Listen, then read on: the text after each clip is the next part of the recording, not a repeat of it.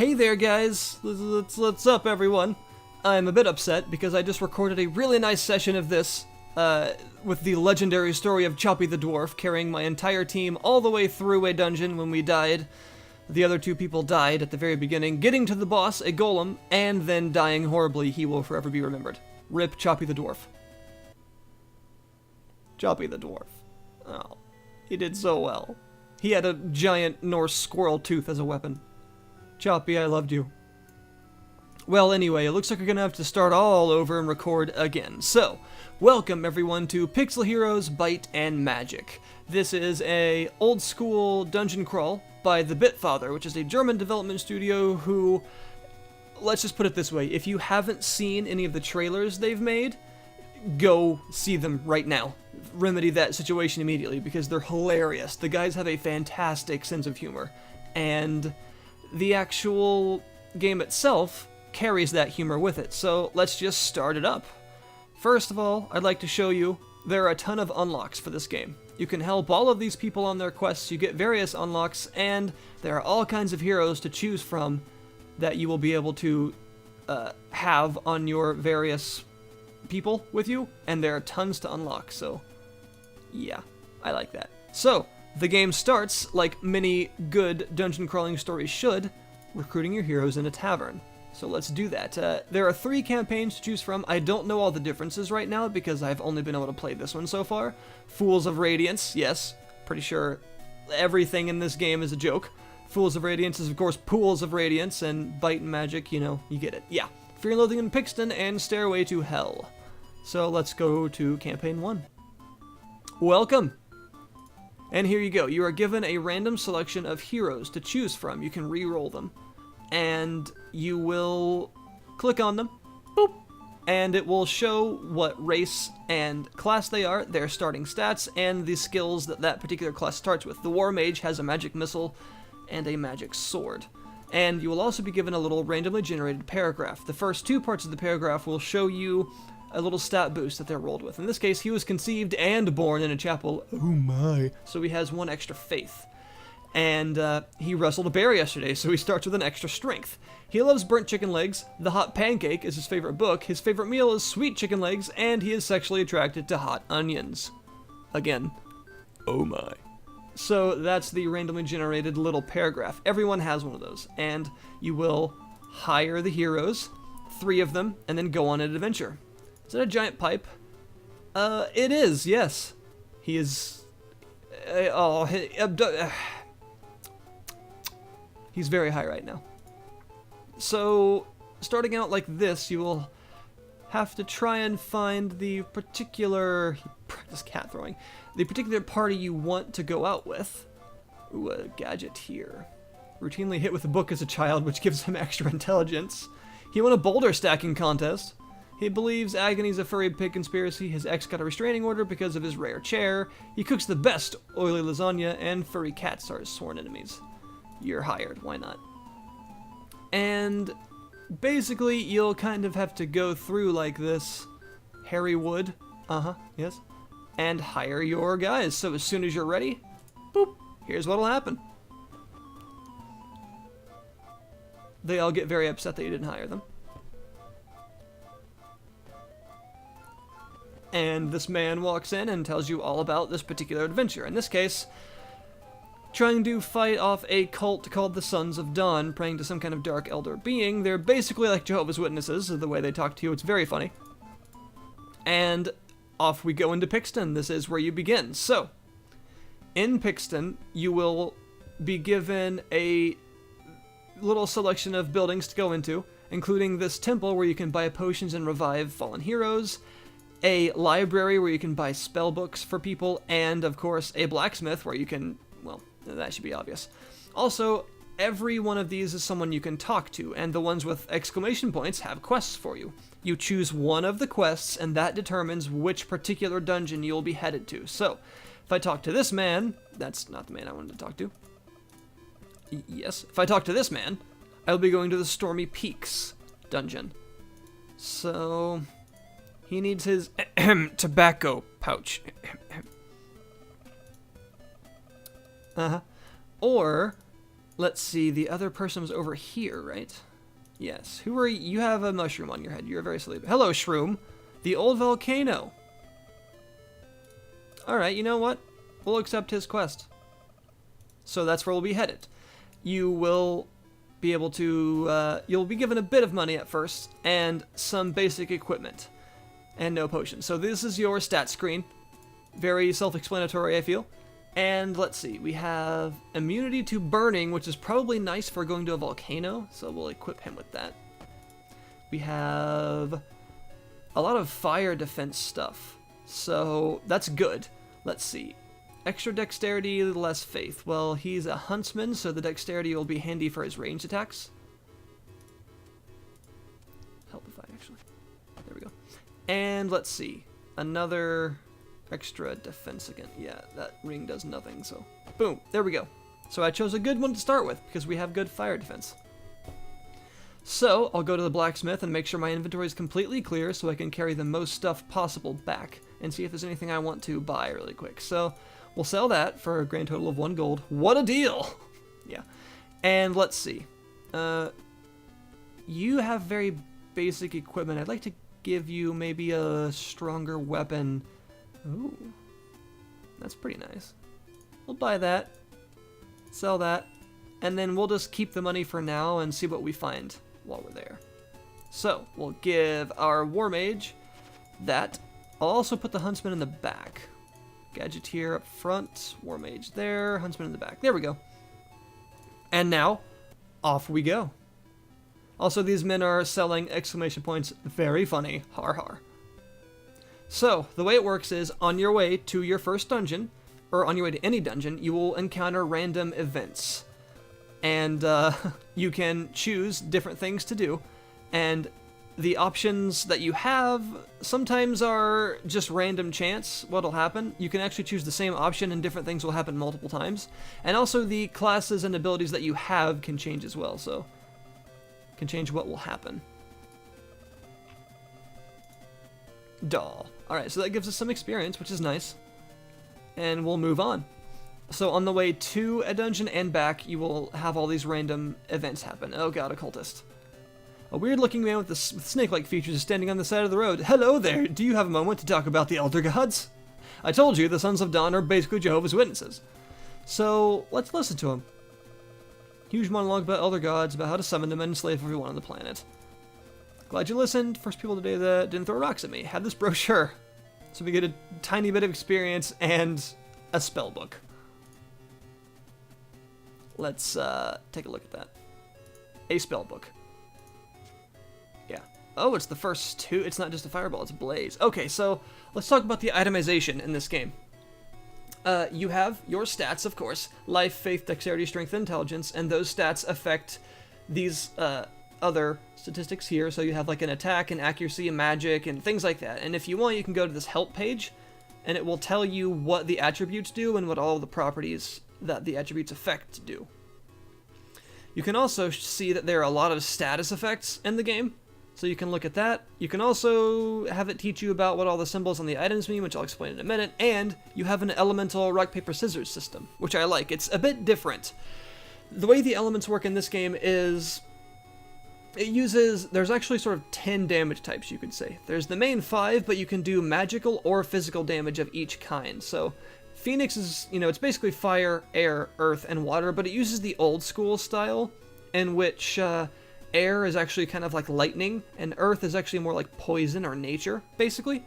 And you also have a neutral damage type, and any of these damage types can be done by weapons and skills, but they can also be done in a magical or a physical way. So for instance, if I look at this does neutral physical damage. This does magical lightning damage, basically, but I can also have a weapon that does physical lightning damage. So basically it's kind of like being able to do 10 different damage types at any given time, sort of. It's pretty interesting, and also these symbols show you what I really like, how the damage or healing or whatever the item has is actually figured out. So in this case, it has 4 base damage, and then 50% of the strength value and 80% of the accuracy value is figured into how much damage it does. So what you can actually do is click on a particular piece of equipment, and then click on your other people, and it will actually show you in real time how much damage it will do if you were to equip them with it. So we're going to give him this. Not so great spellbook, but it's better than nothing. That I like a lot. I really like that it shows you the equation it uses to figure out, given your stats and attributes, how powerful items and stuff are. I really like that it shows you that, so we're going to continue on. We're almost to the volcano. As you can see, there are a ton of dungeons you can go to, even in this first adventure. Oh well, let's drink from it. Just like your capacity for rational thinking. I didn't get anything. You can get all kinds of stuff from all these random events. I've actually gotten a lot of gold from the well before. But here we are, the old volcano. So this is how the dungeon crawling works. This is the meat of the game. There are 8 areas in the dungeons, at least in every dungeon I've been to in the first adventure. The rooms can be random events, kind of like the ones we just found on the road. They can also be battles, and then the 8th room is a boss battle. So let's go. Every dungeon has its own theme, so its own enemies. In this case, obviously a lot of fire stuff. The status effects and resistances and everything, they're all themed by dungeon, which I really like. So I'm guessing using this fire spell in this place is not that effective. And again, you can always check, of course, fire, the Leviathan elemental spirit, basically water damage is good here. I don't have anything that does that, but that's okay. So here's how the battle system works. Everyone, it's turn-based. One of your people will go, then one of they will go, and this is how it works. So, kaboom! Ineffective. The same person cannot go twice in a row. So as you can see, these are not lit up anymore. If I select it, it says this hero has to rest for 1 turn. So no matter what I choose to do, unless everyone else is dead and it's the only person left, the same person can't go twice in a row. So here we go. There are a lot of things to consider in a battle. The status effects, the elemental alignments of things, stuff like that. So if I'm not mistaken, doing lightning damage isn't that great here, which kind of sucks. Yeah, it's ineffective. I guess because fire is strong against lightning, so yeah. Elemental alignments are very important in this game. So I guess one thing to talk about is the fact that the game is basically an old DOS adventure game, which I really like. It uses a lot of the old school sensibilities. It has the look. I like the fact that it isn't just an 8-bit art style because reasons. It actually has the old school pixel art style of a DOS game. That's what it looks like. And I love that they've taken that theme kind of whole hog and made the entire game revolve around that. It feels and looks and sounds like an old school DOS adventure game. That's a good thing in this case.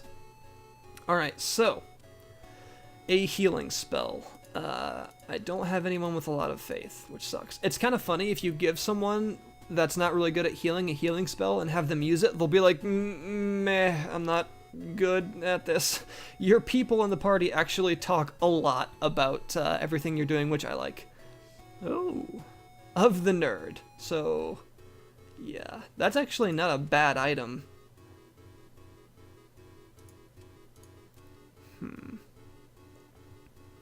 Might be good for the gadget here.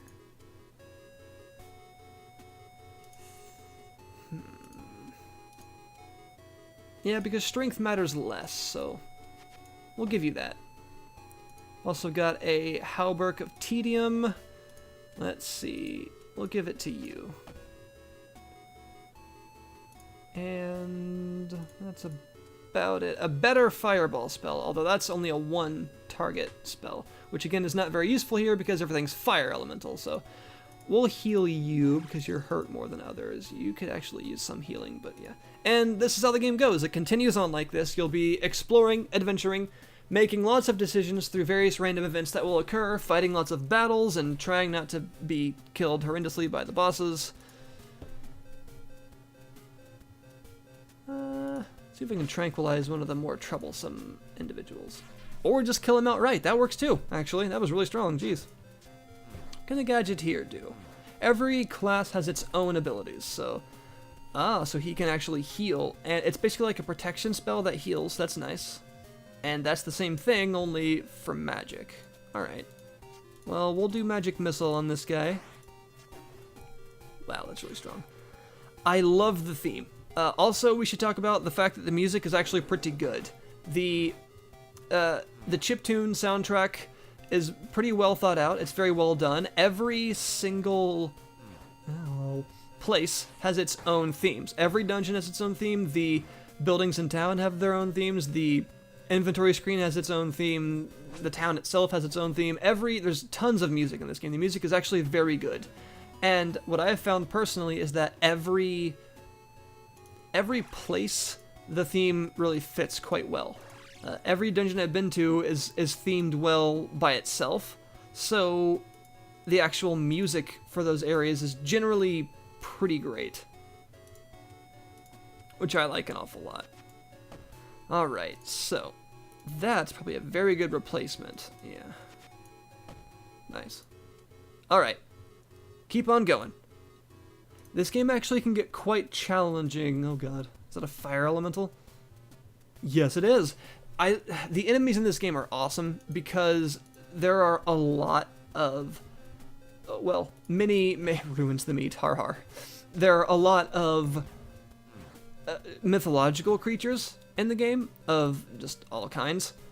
Bosses can get pretty impressive. They can also be very challenging. The bosses in this game are quite difficult.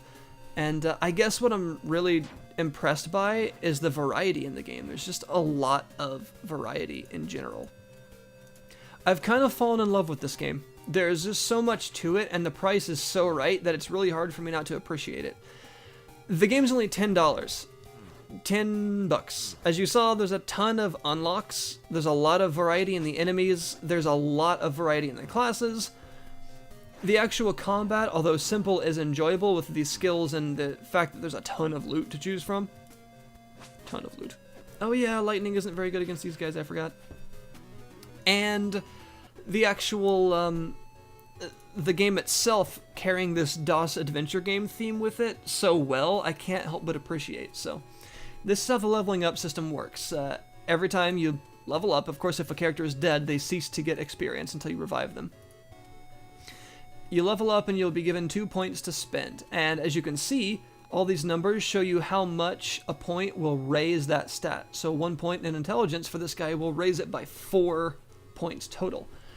This is all determined by the class they are. So the Gadgeteer values life, intelligence, dexterity, and a little bit of strength. The War Mage values intelligence, life, and strength a lot. The Huntsman values strength and life quite a bit, as well as dexterity a lot. So basically, you want to be raising those stats as much as possible with points, and then the other weaknesses you would want to raise via equipment, because the actual efficiency that you would get from spending your hard-earned level points in those lesser kind of valued stats for each class is not really worth it generally. So you wanna upgrade them well, I suppose you could say. So we're gonna do that, give them a little more hitting power, I guess you could say. Like that. There we go. And it goes on like this. You gain various pieces of equipment to use. You gain an Eisnado. You will basically be traveling through various dungeons of various themes, trying not to die. And I cannot just get over, I think, how much I actually appreciate the entire theme and coming together so well. The sense of humor the game has is really good. Actually, the writing is very well done. It's actually genuinely funny and not cringy or anything. The enemy variety is quite good as well. I like it a lot. I've kind of fallen in love with it. The game itself is nothing necessarily to write home about in terms of graphical style, which I think is one of the things that turns the people off. But it's genuinely very enjoyable. Like, I think if you're turned off by the graphic style, that's a bit unfortunate, because it does the job, and it's, like I said, it's not just old school pixel art because they want it to be. It actually is meant to be. It carries the theme fantastically well, and I think that's the most you can hope for, really. So, this has been Pixel Heroes Byte and Magic. Oh no, Nicola! Mr. Tesla, no! Well, shit. The game is actually quite challenging. It's got a lot of content on offer for only $10. Go to the Steam page, buy it if you want. look at the really funny videos that the developers have made and just try it out. Really, you don't have a lot to lose. It's only $10, and it's got plenty enough content for me to say it's worth the cost just to have the sense of humor and things like that just up in your face, making you laugh, going through the adventure. It is an old school DOS adventure game through and through with a bit more modern sensibility. I really like it. An ancient altar. So this challenge actually is a faith skill check, and I don't have very good faith characters, but we're gonna try it because of course I am. Nope. Yeah, we're gonna leave so I don't die immediately. I think we're screwed in this dungeon because I've lost my kind of tanky guy. What is this? Discover an old iron box covered in keyholes and cogs. A hero must pick all the locks. Well, he's got alright dexterity, so we'll try it. Ouch! Dang. Try it again! This is a really dumb idea. Never actually do this, please. I'm doing it, though. Oh, it worked! He picked every lock! Wow. Bunch of experience, ton of gold, and some good loot. Yeah. Let's heal you. Any loot that I need to equip right now? Yes. That. I would like to use that, but it's fire elemental and that will kill me, so let's not do that. Oh, that's actually pretty nice. Good healing spell for him, actually. Do that because the fire spell is useless here. So, yeah, I'm kind of in love with the game. I'm going to keep going to show you the boss unless this enemy group kills me. I am heavily, I endear and am endeared by this game. Like, it's so much fun. I think, I didn't say that right at all. I think it's interesting enough to keep a lot of people's attention. Even if it looks a bit simple, it's actually complex enough to keep the attention going. It is only $10, very fair price for the amount of content on offer, and I love the sensibilities it has. The graphic style fits with what it's trying to do. The random events that can happen, as well as the very nicely themed large variety of dungeons to crawl through. It's a lot of fun. I think I'm kind of in love with it. It's well done enough for me to say that the price is more than fair. Much more than fair. I think that these guys know what they're doing. Their sense of humor translates very well into the game. So I guess that's mostly all I've got to say about it, really. I'm just trying to get to the boss battle and hopefully not die before I get there, but, you know, we'll see. Now, I think that the style is something I appreciate because a lot of people do 8-bit or 16-bit graphics just because it's cheaper, but this has obviously had a lot more thought put into it, and it shows. Crap. Oh no. Oh no. Oh no. Oh, damn. Harry Wood, you're the only one left. God, this is not going well. The farthest I've made it is 3 dungeons in. It's actually quite a challenging game. So, everyone, why did I do that? Pixel Heroes, Byte and Magic. Give them a look. They deserve the time of day, I think. I feel that they have done very well, and I hope to see more from these guys. I also hope that they don't see how bad I'm playing in this video and just, like, lose their minds, although I can't blame them if they do. Really can't. Also, every item has a nice description.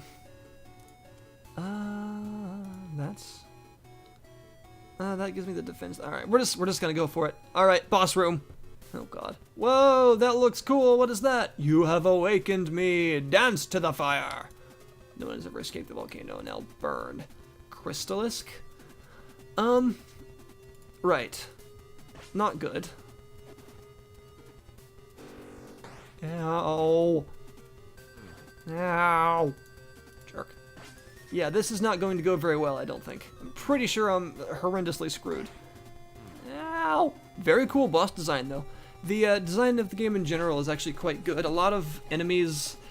I came across a carrot that was talking to me, just a talking carrot in the ground. And it told me that it was cursed to being a carrot, it didn't like it, and it wanted to be eaten, so I just had to eat the carrot. And then my party was disturbed at the prospect of just eating a talking suicidal carrot, and then walked back to the town in silence. One time I also came across a hand sticking out of the ground. I decided to take the chance and have my heroes pull it up out of the ground, and it turns out it was a very good purple quality spellcasting implement that was a necromancer's hand that I could use to attack the entire enemy line with, summon zombies and attack them. The bosses tend to give you really good purple quality loot that's actually themed to the dungeon and the boss itself, which is cool. And that adds a lot more variety, I think. I mean, that giant squirrel tooth was awesome. Yep. Rest in peace, we lose. Very bad run, I didn't do well at all. Not nearly as well as I thought I was going to. There you go, folks. Pixel Heroes Byte and Magic. Give it a shot if it looks interesting to you. It's actually a ton of fun. There's a bunch of stuff to unlock, and it's actually genuinely funny at times. So, thanks for watching, everyone. Any questions, comments, feel free to subscribe if you want to see more, and I'll see you guys next time.